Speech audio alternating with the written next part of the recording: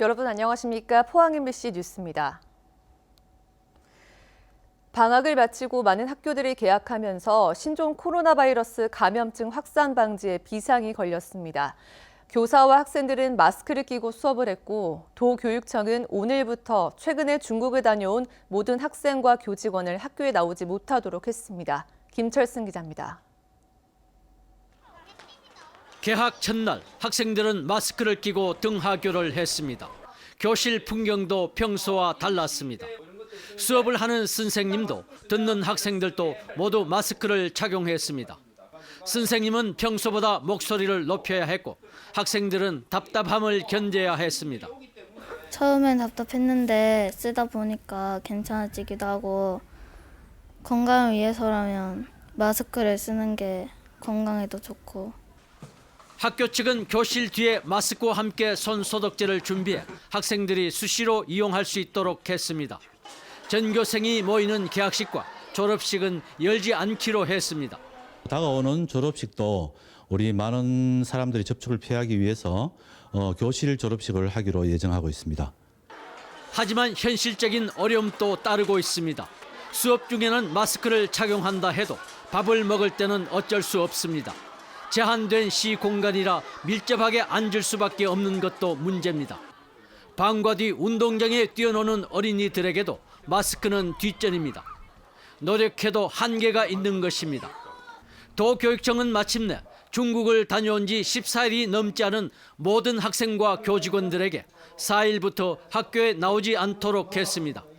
종전에는 후베이 성만이 자가격리 대상이었는데 확대한 것입니다. 지금 현재 이제 확진 환자들이 증가되고 있고 또 최근에 3차 감염자가 나오기 때문에 이를 확산을 방지하기 위해서 도교육청은 또 조금이라도 의심 증상이 있으면 즉시 신고하도록 당부했습니다. MBC 뉴스 김철승입니다. 자유한국당이 이번 주에 현역 의원 컷오프를 위한 여론조사를 시작하자 대구 경북 현역 의원들이 지지율 확보에 나서는 등 초긴장 상태에 빠졌습니다. 각 후보들은 지역 구민과 지지자들을 대상으로 SNS와 문자 메시지를 통해 여론조사에 반드시 응답해 줄 것을 호소하는 등 적극적인 대응에 나서고 있습니다. 이번 여론조사는 의원들의 개별 평가와 의정 활동 평가, 해당 행위 이력 등과 함께 컷오프의 주요 잣대로 쓰이기 때문입니다. 특히 의원들은 신종 코로나 바이러스 때문에 대면 접촉이 어려워지자 온라인을 통한 홍보에도 주력하고 있습니다. 더불어민주당 경북도당이 4.15 총선을 맞아 경북 지역 8대 전략을 발표하고 64개 공약을 제시하겠다고 밝혔습니다. 8대 전략은 지방 소멸 걱정 없는 경북 농촌 살리기, 교통 오지 없는 경북 만들기, 일자리 넘치는 젊은 경북 등입니다. 특히 농촌 살리기를 위해 농민 기본소득제, 농산물 가격 보장제, 동북권의 농산물 도소매 시장 증설 등 8개 공약을 제시했습니다. 포항과 안동 지역 29개 시민사회단체가 KBS 지역 방송국 폐쇄 절차 중단을 촉구했습니다.